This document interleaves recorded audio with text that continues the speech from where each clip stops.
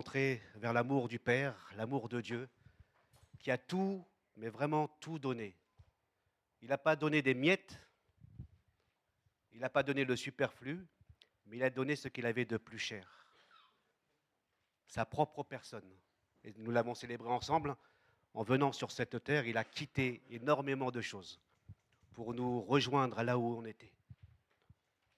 Et encore, il continue de nous chercher, de nous rejoindre, de nous accompagner en tant que ses enfants, mais aussi de chercher ceux et celles qui ne lui appartiennent pas, qui s'égarent dans les ténèbres, dans l'obscurité, qui cherchent des solutions à droite et à gauche. Et Dieu est là pour leur dire qu'il est présent, qu'il est là vraiment la réponse, la solution, l'espérance vivante. Ça, c'est la bonne nouvelle de l'Évangile. C'est ce qu'on a vu hier avec le groupe de baptême.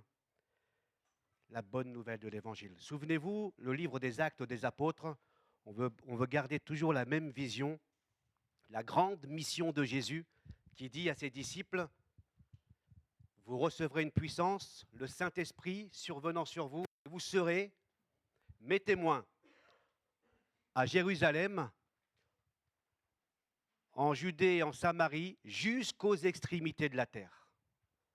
Ça, c'est la mission de Dieu, parce que le cœur de Dieu, il est orienté vers ceux et celles qui sont perdus. Il veut aller chercher ceux et celles qui sont perdus. Et si vous êtes là ce matin, c'est que, d'une certaine manière, il est venu vous chercher une fois. Si vous ne lui appartenez pas, alors il continue de vous chercher. Il continue de frapper à la porte de votre cœur. Et j'aimerais ensemble qu'on lise quelques versets dans le livre des Actes des Apôtres. On va continuer au chapitre 6. On va lire au chapitre 6 des Actes des Apôtres, à partir du verset 1. Ah, bah, bon courage. Hein.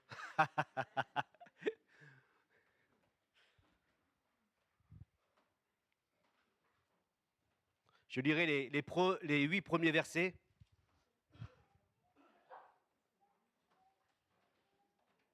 Ok, je vais lire en attendant que ça s'affiche.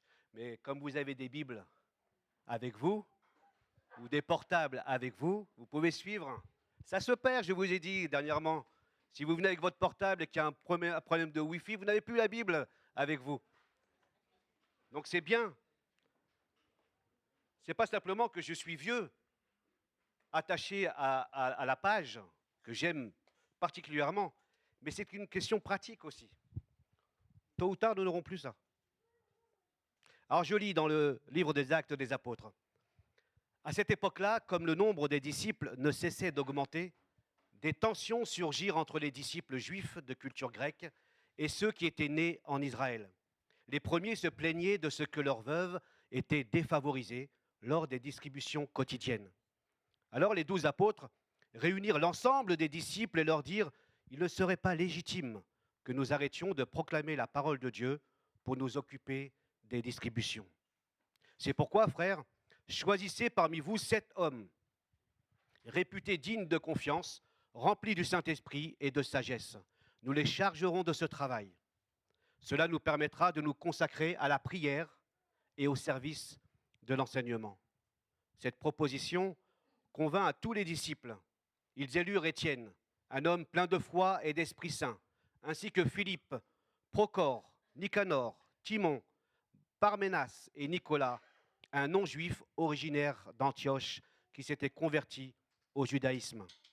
Ils les présentèrent aux apôtres qui prièrent pour eux et leur imposèrent les mains. La parole de Dieu se répandait toujours plus.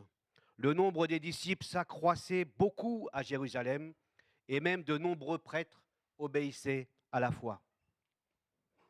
Étienne était rempli de la grâce et de la puissance divine et accomplissait de grands prodiges et des signes miraculeux au milieu du peuple. Je vais m'arrêter là pour la lecture biblique. Je vous invite à la prière. Seigneur notre Dieu, nous voulons en effet nous placer encore devant toi. Nous avons fait monter nos louanges, nos prières vers toi, des prières d'adoration. Tu as aussi entendu les prières silencieuses qui sont montées vers toi. peut-être des prières de supplication, des prières de confession. Et nous croyons, Seigneur, que tu entends les prières, qu'elles montent vers toi comme un parfum d'une bonne odeur. Que tu sois béni et honoré dans ce que tu es, mais aussi dans ce que tu as accompli. Bénis chacun, chacune ici présent, que tu veux visiter aussi d'une manière particulière, que tu veux aussi affermir dans la foi, que tu puisses, Seigneur, par ton Esprit Saint, nous donner d'être fortifiés, encouragés, renouvelés dans notre communion avec toi. Merci encore pour ta parole. Merci pour la liberté que nous avons de nous réunir. Nous avons une pensée pour nos frères et sœurs qui sont persécutés à cause de leur foi et qui ne peuvent pas se réunir comme nous le faisons ce matin, qui ne peuvent pas posséder une Bible comme nous en avons, qui ne peuvent pas jouir d'une pleine liberté de chanter. Et nous saisissons, Seigneur, le privilège que nous avons. Merci encore pour cette grâce, dans le nom puissant de Jésus. Amen. Nous en sommes arrivés au chapitre 6. Alors avant de poursuivre, on a tous... Qui n'a pas Internet, excusez-moi? Qui n'a pas Internet ici? Okay. Bon. Nous avons quasiment tous Internet. Qui n'a pas un jour rencontré ce problème?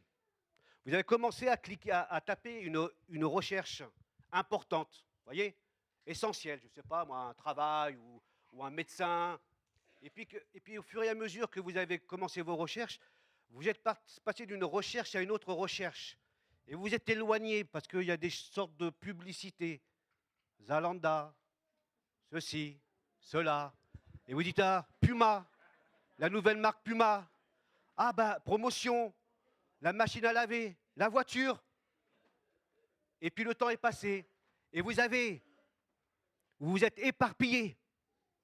Vous êtes loin du centre, de l'essentiel. Lequel? Celui de chercher un médecin. Celui de chercher un emploi. J'aimerais tout simplement faire un petit parallèle avec ce qui nous intéresse ici. Acte 6 est un problème qui risque d'éparpiller les chrétiens, qui risque de les désunir et de perdre de vue la vision du départ, laquelle, je l'ai dit tout à l'heure, acte 1, verset 8, et vous recevrez une puissance, le Saint-Esprit, survenant sur vous. Et vous serez mes témoins à Jérusalem, en Judée, en Samarie et jusqu'aux extrémités de la terre. Et il faut croire que pendant que nous allons dans cette mission, il va y avoir aussi des sortes de parasites, des sortes de choses qui vont venir nous distraire et nous éloigner de l'essentiel.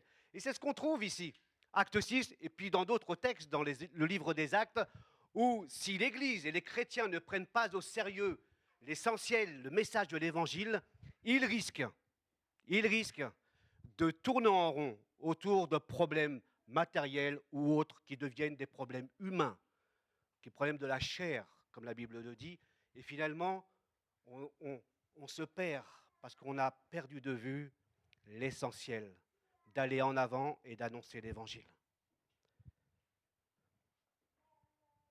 Nous l'avons lu, et ce texte, je l'ai utilisé dernièrement en études bibliques pour aussi réfléchir ensemble, il y a 15 jours, je crois, comment est-ce qu'on peut vivre les changements en tant qu'Église.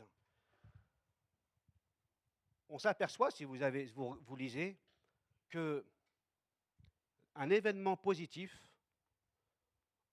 peut engendrer des tensions.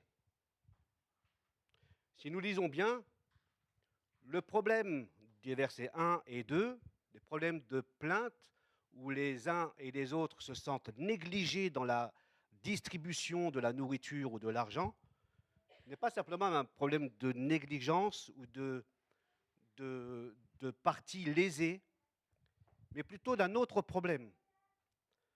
Le problème nous dit, au verset 1, à cette époque-là, le nombre des disciples ne cessait d'augmenter.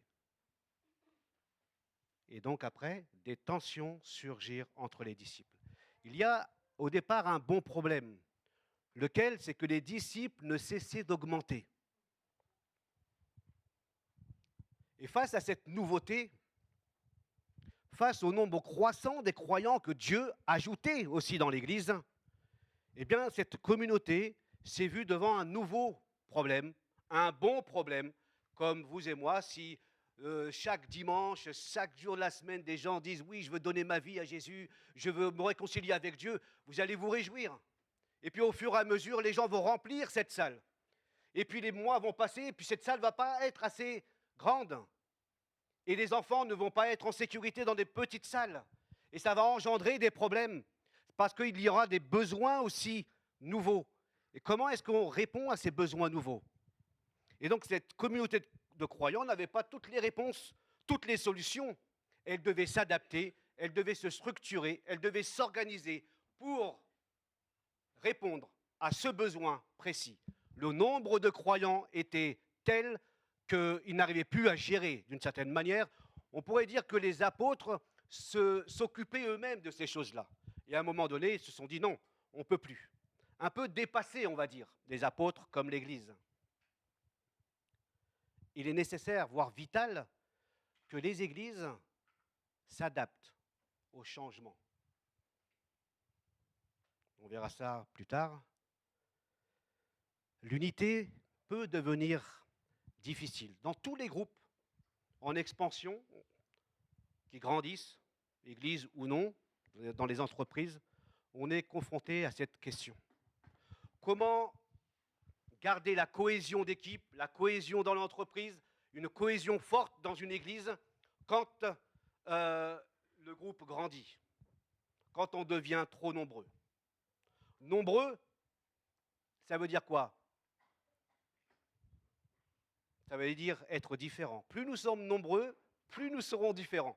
Et plus nous serons différents, et plus nous aurons nos propres visions, nos propres opinions. On entend souvent ça. C'est ton opinion, toi, moi j'ai la mienne, toi tu as la tienne. Mais ces opinions et le nombre peut nous faire perdre du temps et nous voiler la vision et le mandat missionnaire. Il faut rappeler peut-être à la fois que l'Église est un organisme vivant. Ça veut dire quoi un organisme vivant? Il y a une vie et vous ne pouvez pas l'empêcher de grandir.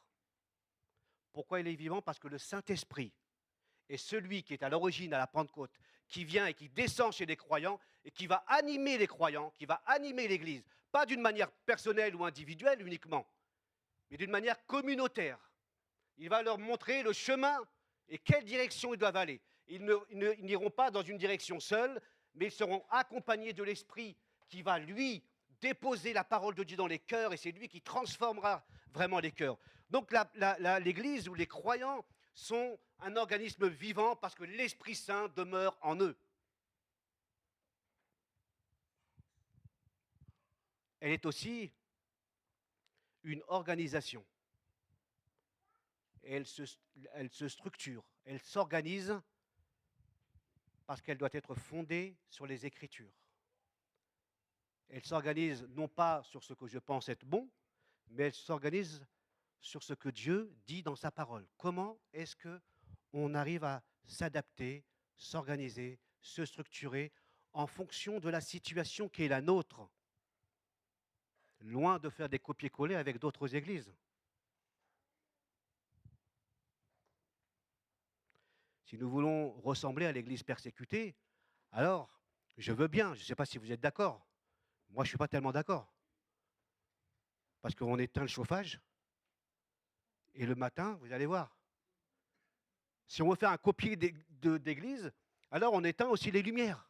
Et puis vous venez les dimanches, sans chauffage, avec -4, sans lumière. Bon, on ne sera pas menacé par la police, mais au moins, avec -4, qui sera là dimanche prochain? Vous allez peut-être venir une fois, c'est amusant. 2 fois, c'est amusant. Après, vous allez avoir des engelures, vous allez dire, oh là, je reste à la maison, moi. Donc, il y a des copier-coller qui ne sont pas adaptés. Si ça marche ailleurs, c'est très bien, parce que Dieu veut que ça marche ailleurs. Peut-être que Dieu veut que ce soit différent ici, parce que notre problématique est différente ici. Mais c'est fondé sur l'Écriture qu'on trouvera peut-être les meilleurs choix, les meilleures décisions, les meilleures adaptations possibles à notre situation. Le problème, nous l'avons souligné, c'est un problème de cohabitation aussi au sein de la jeune Église de Jérusalem, entre des frères de langue grecque et ceux de langue hébraïque. Les chrétiens hébreux habitaient en Palestine, ils parlaient hébreu et araméen. Et puis vous aviez les chrétiens hellénistes de culture grecque, ne connaissaient plus la langue, l'hébreu. Ils parlaient le grec couramment. C'était un peu des personnes, des croyants de seconde catégorie. Les Français de souche et les Français issus de l'immigration, vous voyez? Pas des vrais Français, ça. Donc il y avait déjà une différence. Il y avait déjà une différence avant Acte 6.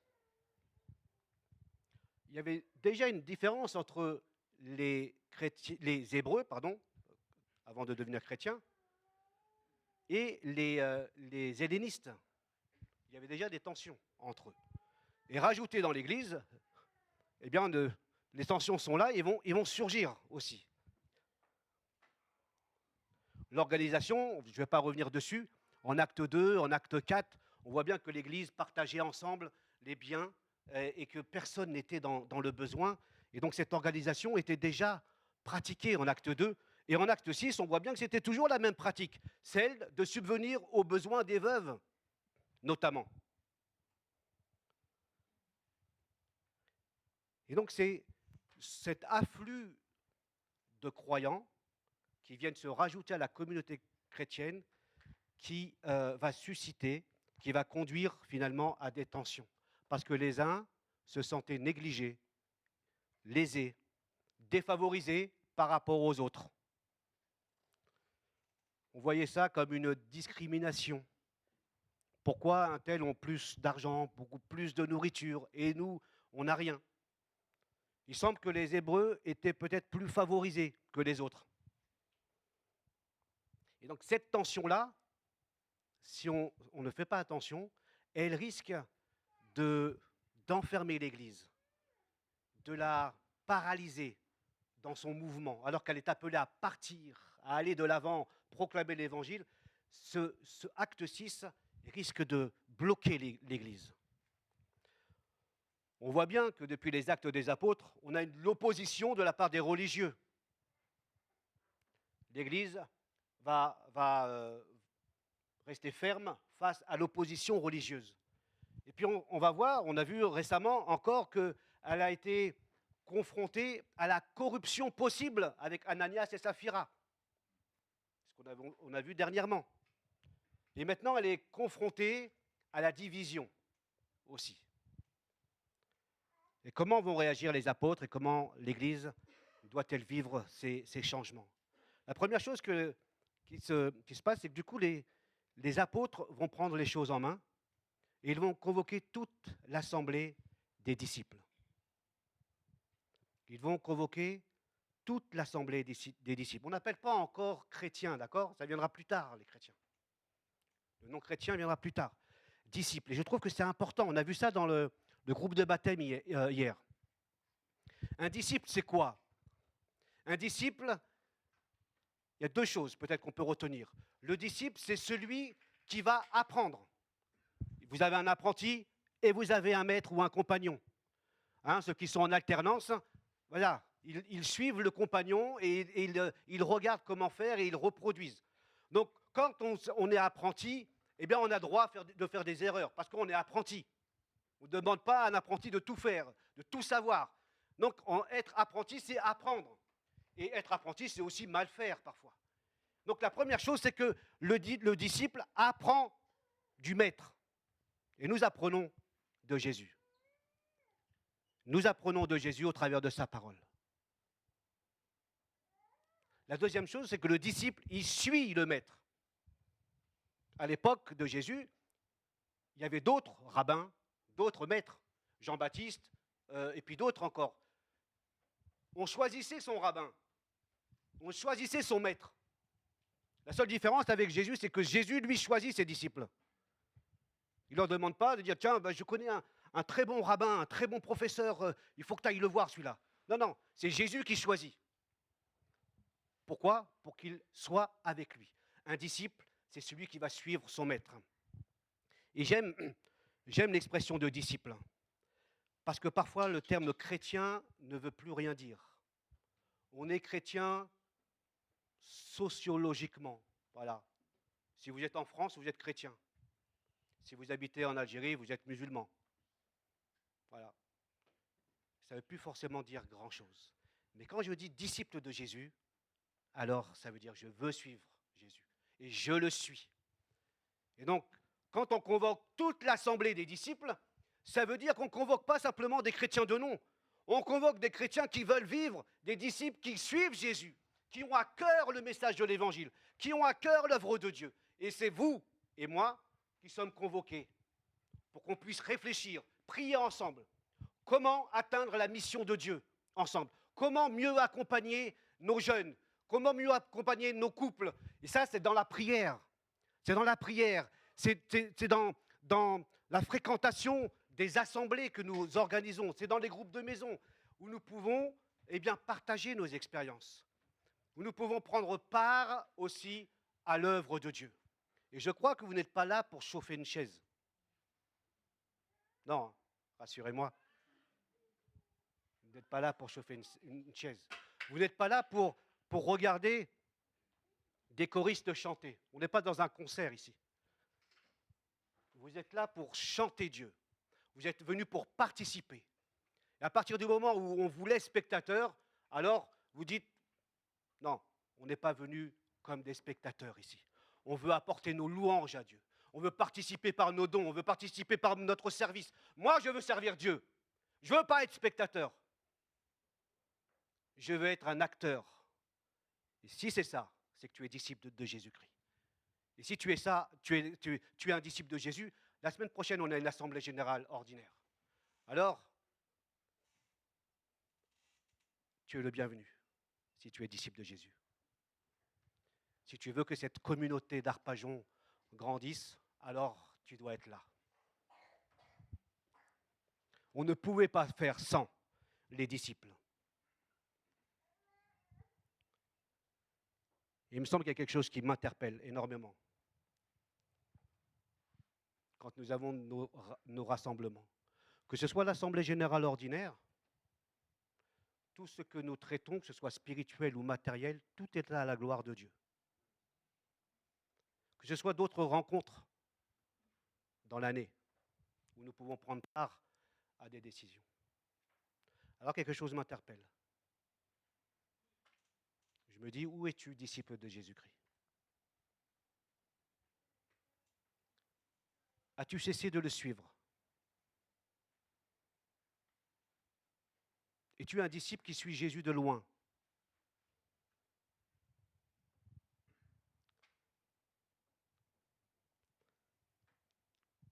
Tous les disciples étaient convoqués.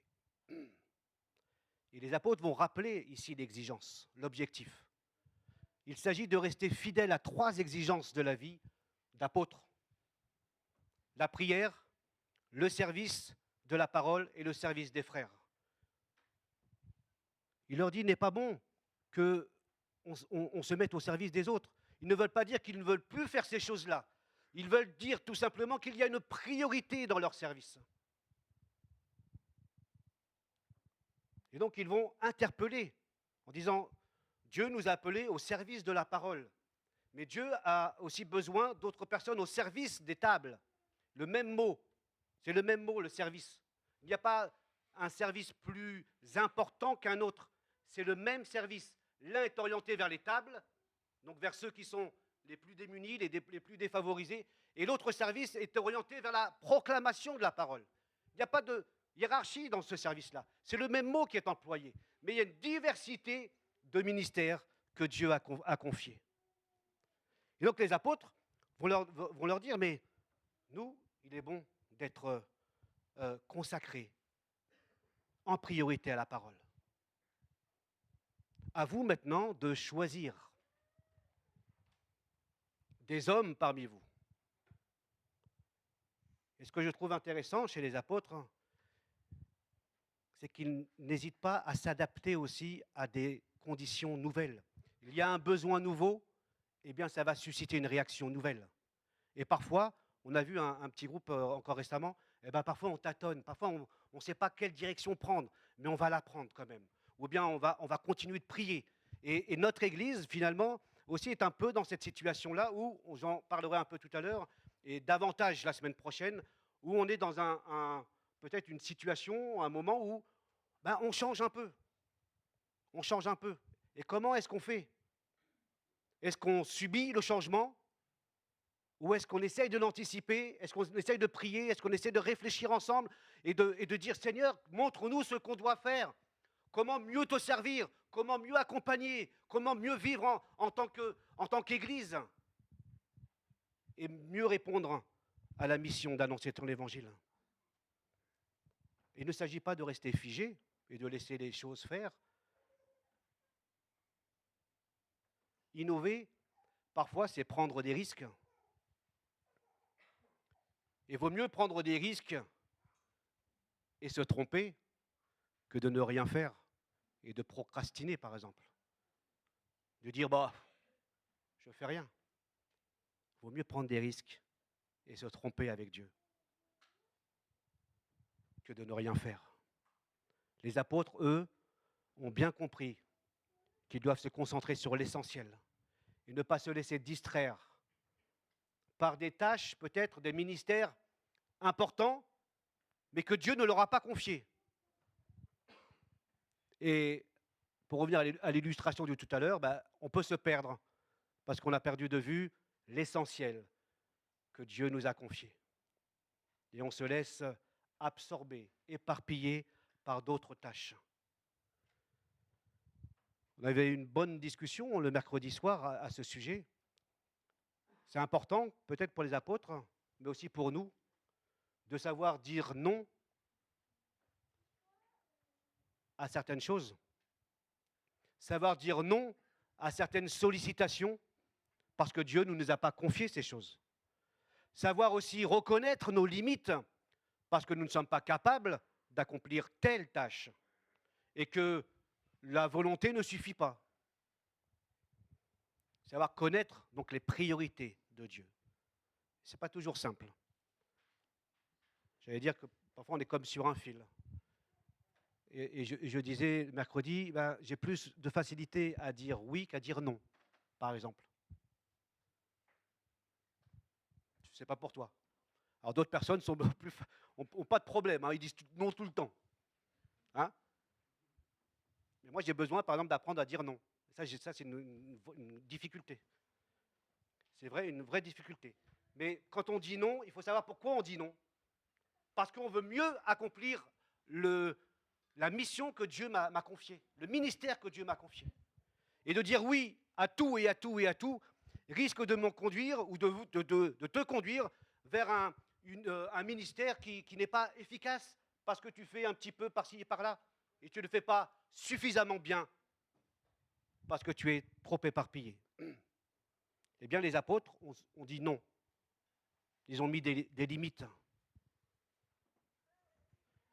Et il est vrai que parfois, en tous les cas pour ma part, eh bien, dire oui, toujours oui, parce qu'on veut accomplir l'œuvre de Dieu. Mais accomplir l'œuvre de Dieu n'est pas toujours être dans la volonté de Dieu. Et quand vous avez une situation de besoin dans une église, et vous voyez vraiment un besoin qui est là, des personnes négligées ou autres, et vous dites, ben, je vais y aller. Et parfois, le Seigneur me dit, mais laisse. Et pourquoi tu ne laisserais pas? Parfois, il est peut-être bon de laisser. Jusqu'à ce que l'ensemble des disciples de Jésus-Christ disent, mais hey, là, il y a un problème. Là, il y a un besoin. Pourquoi il n'y a personne? Peut-être parfois, c'est bon de laisser un problème, non pas pourrir, mais un problème qui commence à émerger et laisser les autres. Et puis, vous et moi, vous êtes au courant. Ah ben oui, mais ça ne se fait pas. Pourquoi ça ne se fait pas? Pourquoi il n'y a pas? Pourquoi il n'y a pas? Pourquoi il n'y a pas? Peut-être que Dieu permet certaines situations pour qu'on puisse réagir aussi en tant que disciple de Jésus. Et dire oui, on va prier pour ça.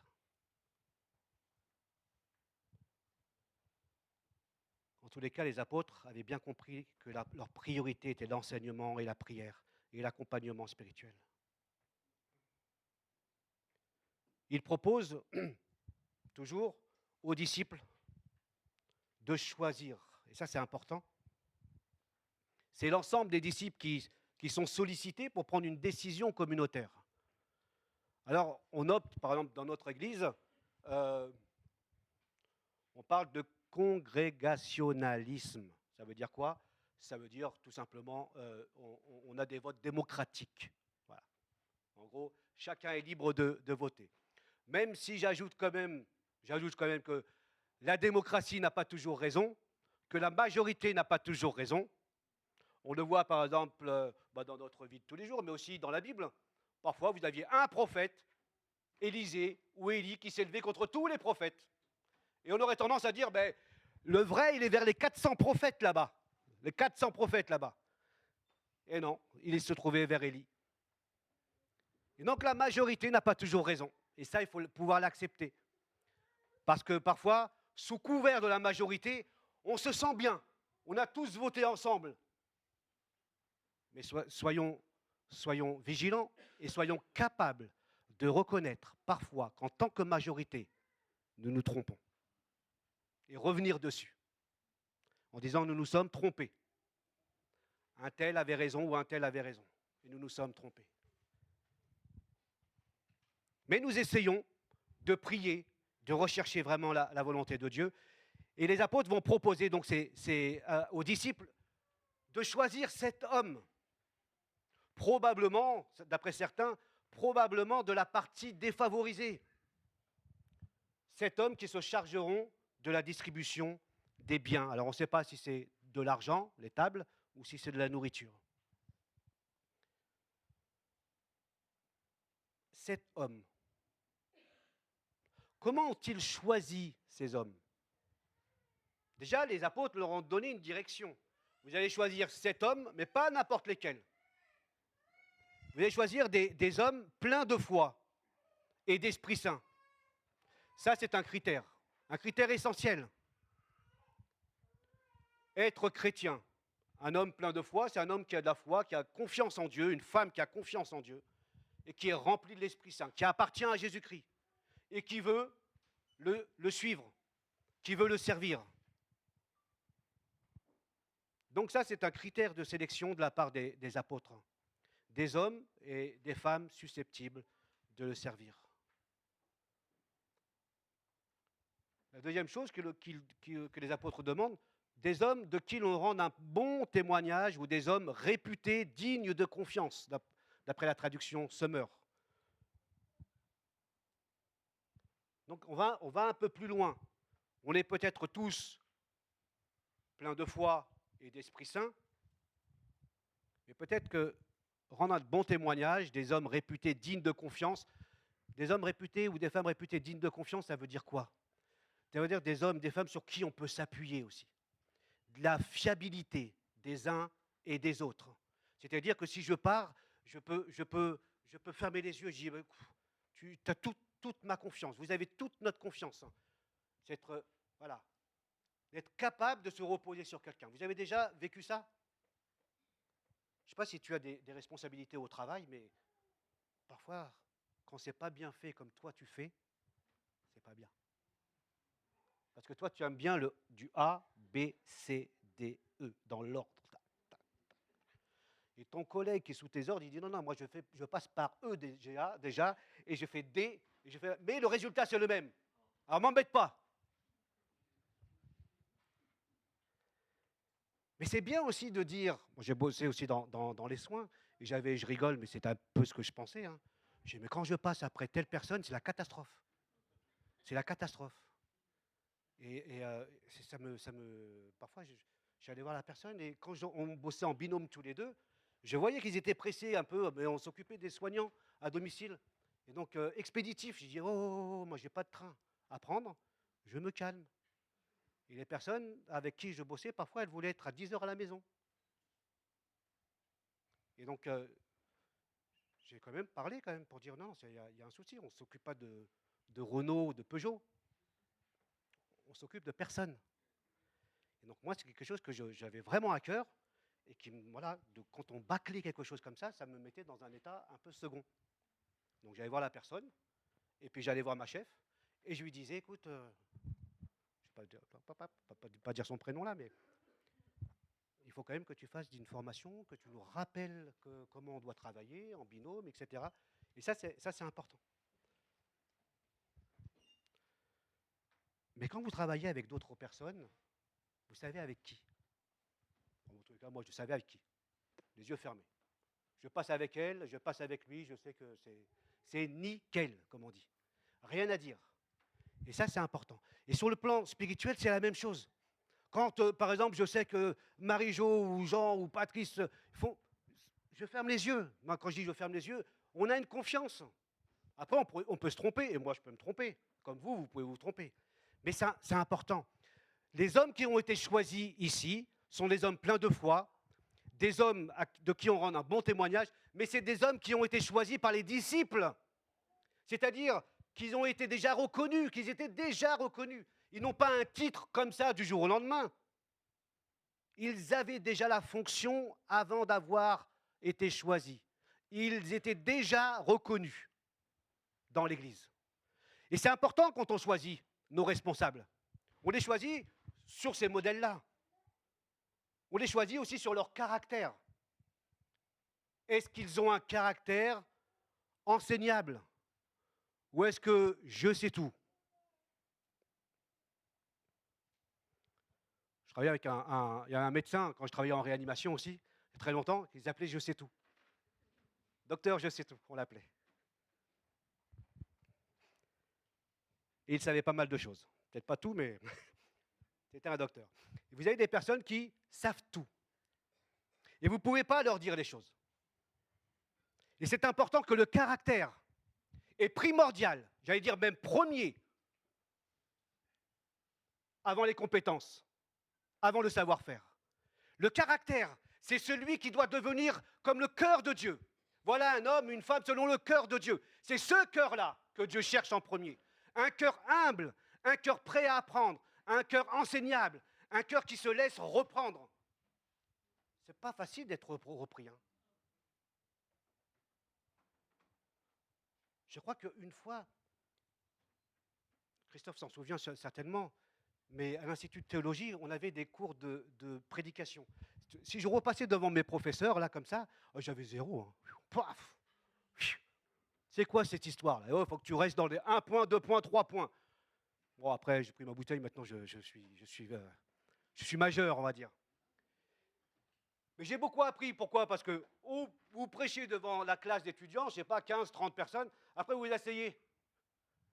Alors, qu'est-ce que vous avez aimé, pas aimé? Et alors, paf, paf, paf, paf.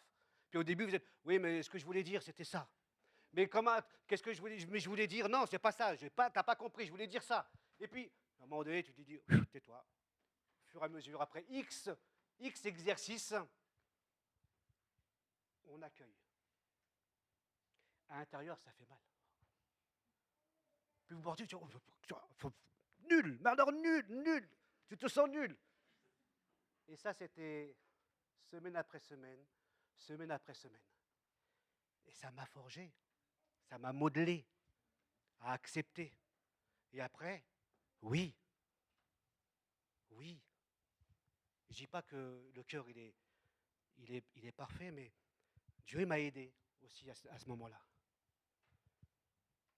Le caractère, selon Dieu, est important.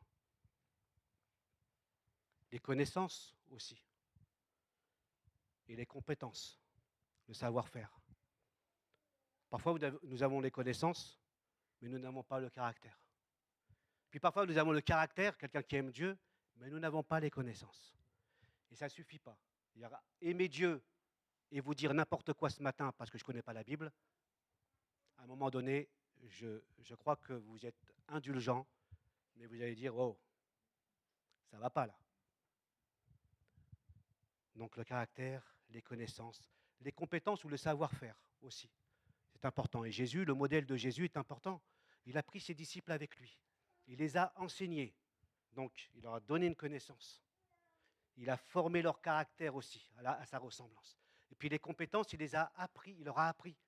donnez-leur vous-même à manger, à la multiplication des pains. Allez me préparer une chambre avec la préparation de la Pâque. Allez annoncer l'évangile, vous vous souvenez? Proclamez l'évangile, guérissez les malades, accomplissez des miracles. Il les a laissés partir seuls, et ensuite ils sont revenus pour lui donner un petit compte-rendu. Vous voyez? Il était avec eux, des moments, il accomplissait des miracles, et puis il y a des moments où il leur a dit, allez, partez tout seul, je vous laisse faire tout seul, mais revenez, et dites-moi ce que vous avez fait. Eh bien, c'est la même chose. Nous accompagnons, nous essayons d'accompagner nos frères et sœurs dans un ministère peut-être nouveau, en les soutenant et puis en leur disant, allez, va tout seul maintenant. Mais on n'est jamais tout seul, parce qu'il y a toujours un lien de redevabilité qui me semble aussi important. Une redevabilité, ça veut dire quoi? Ça veut dire que mon ministère, il ne m'appartient pas. Je suis redevable aux frères et aux sœurs. La semaine prochaine, on sera redevable en tant que comité directeur du ministère pastoral. Avec les pasteurs de notre union d'église, je suis redevable avec eux. Je ne suis pas seul. Et ça, pour moi, c'est un bon garde-fou. C'est dire, est-ce que je fais bien? Et comment je peux mieux faire? Et parfois, voilà, je prends conseil. Comment tu fais dans telle situation? Et quand on est isolé, on reste trop isolé et on ne cherche pas conseil auprès des autres, c'est peut-être un signe d'indépendance, sans vouloir dire un peu d'orgueil. Parce qu'on veut s'en sortir seul. Je sais faire. Le travail d'équipe aussi est important. Ce n'est pas noté ici, mais même dans l'entreprise, c'est compliqué quand on ne peut pas travailler en équipe.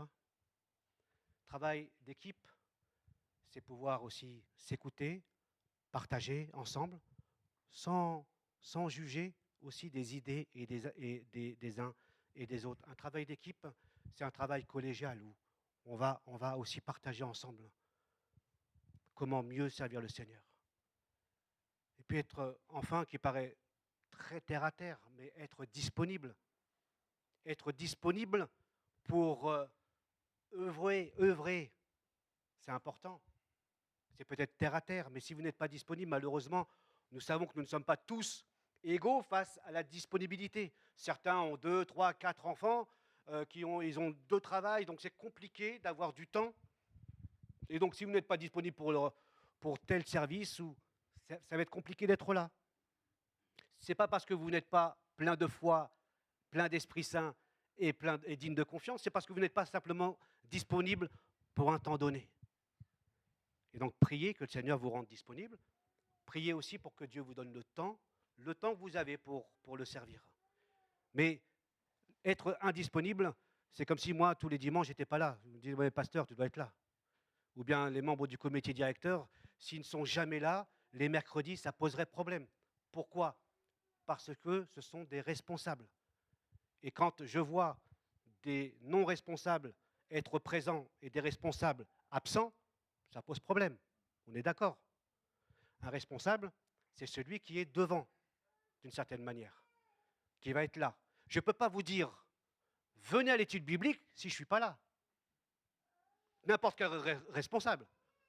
C'est important. Donc d'être disponible, c'est être là.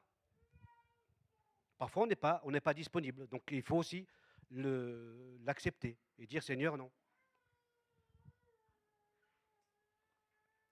Et enfin, la situation plaît aux apôtres et aux disciples, et c'est les apôtres finalement qui vont prier pour les 7 personnes, qui vont prier en imposant les mains. C'est un geste d'association, un geste de communion. Ces 7 personnes ont été reconnues par l'ensemble des disciples déjà actifs dans la vie de l'Église. Et donc, c'est une main d'association, une main de communion, mais aussi une prière pour dire, Seigneur, rends-les aptes, capables d'accomplir la charge que tu leur as confiée. Et ça, c'est important. On ne s'impose pas soi-même les mains, autrement dit, on ne s'autoproclame pas seul dans un ministère. Tôt ou tard, l'Église doit le reconnaître. Et si l'Église ne le reconnaît pas, c'est que peut-être il y a un souci. je reviens à ce que j'ai dit tout à l'heure, d'être un électron libre. On veut faire comme on veut et on s'autoproclame soi-même responsable ou ceci ou cela. Je terminerai par un point important sur le changement. L'Église du 1er siècle a su s'adapter au changement. Elle ne s'est pas laissée distraire. Elle est restée, elle a su être victorieuse et continuer l'œuvre de Dieu. Nous avons vu tout à l'heure qu'un événement positif peut devenir un problème si on ne prend pas le temps de s'y préparer ou de prier pour cela. Et on doit s'adapter à tout changement. Vous avez déjà vu qu'il y a des dimanches où nous n'avons plus de place. L'accueil me dit qu'il rajoute tantôt des chaises. L'équipe d'enfants, notamment Sylvette, me dit que parfois on avoisine les 50 enfants. Allez faire un tour là-bas pour être 50 enfants. C'est de la maltraitance. Mais tu coupes, hein, Laura.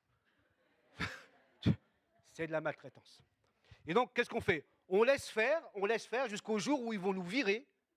Hein, les enfants vont nous virer, ils vont nous prendre la place, et nous, on va aller dans les petites salles. Soit on laisse, et on dit, bon, bah, on fait, et puis du coup, on n'a plus de place. Soit on dit, on va prier, parce que là, il y a un bon problème. C'est un problème, mais il faut quand même le prendre à bras le corps et prier pour ça. Et on doit s'adapter à chaque changement. Comme un couple qui attend un bébé. Au début, c'est quoi? On est content. On a eu 4 aussi. On est super content au début. Arrivent les nuits. Le problème. Hein? Une joie, la naissance. Le problème, les nuits. Tu te lèves? Tu as donné le biberon? Tu as changé? Non, pas vas-y, toi. Je suis fatigué. Vous voyez? C'est toujours un bon problème, mais à un moment donné, il y a des problèmes, des sérieux problèmes. Donc tu te lèves et tu vas préparer le biberon. Et il en est de même dans l'église locale. Elle doit se préparer au changement. Parce que Dieu veut aussi nous envoyer des nouveaux nourrissons.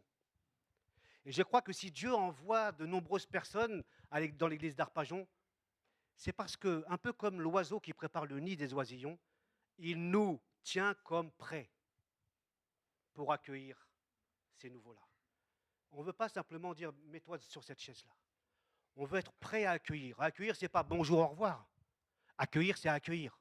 Accompagner, c'est prendre vraiment le temps de communion avec ces personnes nouvelles qui viennent nous rencontrer.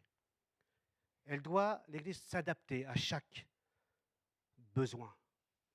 Notre monde change vite, mais notre Église aussi peut changer. Peut-être qu'on a des visions différentes, des appréhensions, des réticences face au changement. On entend, moi je l'entends, oui, on a parfois peur parce qu'on ne se reconnaît plus.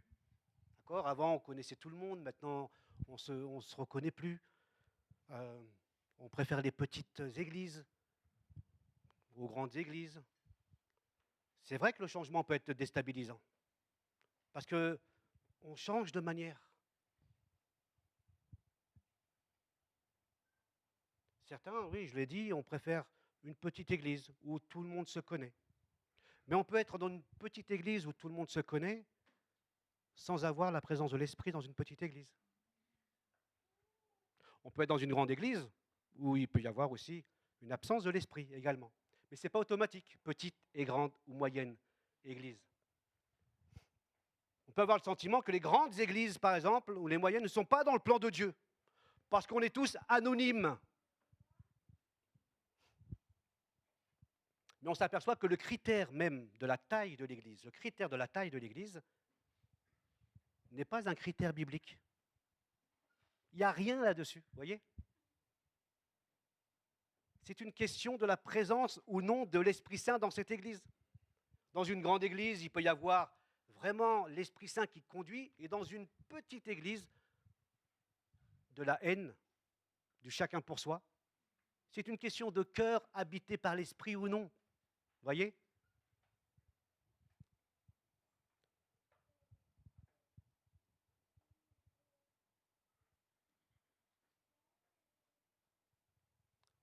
On doit se rappeler qu'il n'y a pas de meilleure taille pour une église. Petite, moyenne, grande, elles appartiennent toutes au Seigneur. Et elles doivent faire toutes face à des problématiques, à des situations peut-être nouvelles, à des besoins nouveaux, avec les inconvénients et les avantages. L'avantage d'une petite église, tout le monde se connaît, certes, mais ce n'est pas parce qu'elle est petite que le fruit de l'esprit est agissant. Mais l'avantage d'une grande église, c'est peut-être que les structures où les jeunes peuvent avoir du répondant, que les petits-enfants sont pris en charge, qu'il y a une garderie, etc., etc. C'est aussi un avantage. Mais chaque église a ses avantages et a ses inconvénients. Et notre église est confrontée à certains défis. Le défi d'Étampes, c'est un besoin nouveau, quelque chose de beau. Mais comment on s'adapte? Comment aller sur Étampes sans négliger aussi Arpajon? Comment coordonner, c'est ce qu'on a vu encore cette semaine, harmoniser les plannings les uns les autres, parce que dans chaque ministère, on veut servir le Seigneur. Mais peut-être parfois, on veut servir le Seigneur la tête dans le guidon seul, pensant que mon ministère est le centre de l'Église. Or, mon ministère fait partie d'un ensemble de ministères. Et que toi, tu dis, waouh, j'ai ma pièce du puzzle ici, ça c'est mon ministère. Mais cette pièce du puzzle, elle s'inscrit à côté d'un autre ministère. Et tu ne peux pas dire, je fais que mon ministère. Et c'est pour ça qu'on a un défi à relever, celui d'harmoniser. Parce que parfois, tous les répétitions de musique, ils sont pris, il n'y a plus de place pour les autres. Donc on va travailler là-dessus parce que, on avoue, on est parfois un peu dépassé. On est un peu dépassé par ce problème, ce bon problème. Mais on veut rentrer aussi avec le Seigneur dans cette voie. Le baptême, hier, excusez-moi pour ceux qui sont du baptême, mais je vous le dis à vous qui êtes dans l'église, il y avait 17 personnes pour le baptême. J'ai envoyé un petit mot au comité, j'ai dit non, ça ne peut pas être possible. C'est la première fois. Et vous avez des différences d'âge assez importantes. Donc, on réfléchit. Là, il y a encore un autre problème, un bon problème, parce qu'ils sont 17, mais comment mieux accompagner dans la préparation du baptême de manière adaptée. Quand vous avez quelqu'un qui a 13 ans ou 14 ans, plusieurs, et puis d'autres qui ont plus de 50 ans, vous n'avez pas forcément les mêmes problématiques. Donc voilà. Et puis quand vous avez un grand groupe comme ça, c'est quand même plus compliqué. Il faut plus de temps pour accompagner. Donc les baptêmes, c'est un défi nouveau d'hier. Là. Et vous m'embêtez avec ça un peu. Donc, la place du culte, ça c'est quelque chose de sérieux aussi. Quand les enfants partent, mais il manque des personnes, on est en décembre, mais une réflexion qu'on va encore avoir, comment réaménager? Est-ce qu'on va réaménager? Est-ce qu'on va vendre pour plus grand, pour accueillir davantage? En tous les cas, on veut suivre l'Église de Jérusalem, qui a su s'adapter et continuer d'accomplir la mission du Christ. Vous vous souvenez ce qu'on a lu? Après ça, la parole de Dieu, verset 7, se répandait toujours plus. Le nombre des disciples s'accroissait toujours beaucoup à Jérusalem, et même de nombreux prêtres obéissaient à la loi. Et les miracles s'accomplissaient. Et là, finalement, l'Église est de nouveau en ordre de marche. Elle est en avant parce qu'elle a surmonté ce problème-là. Et elle s'est remise dans la bonne direction, celle d'accomplir la mission de Dieu. Dieu a dit, je terminerai par ce verset, « Voici, je fais toutes choses nouvelles. » Même Dieu, parfois, nous pousse au changement. C'est lui qui veut faire les choses nouvelles, qui va nous bousculer un peu. Et nous, on ne sait pas où il va. Mais il fait toutes choses nouvelles. On ne sait pas encore. Mais Seigneur, on veut te suivre, parce que c'est toi qui fais. On veut être sensible à la voix de ton esprit. On veut être sensible aux besoins de ton Église. On ne veut pas que quelqu'un se perde, soit lésé, défavorisé, rester dans le besoin. Et on veut à la fois aussi continuer d'annoncer l'Évangile. Je vous invite à la prière silencieuse.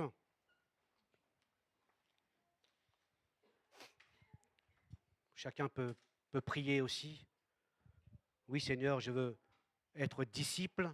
Je veux prendre part à la vie de ton Église. Peut-être je ne sais pas comment, mais je veux être là. Je veux être là, Seigneur. Silencieusement.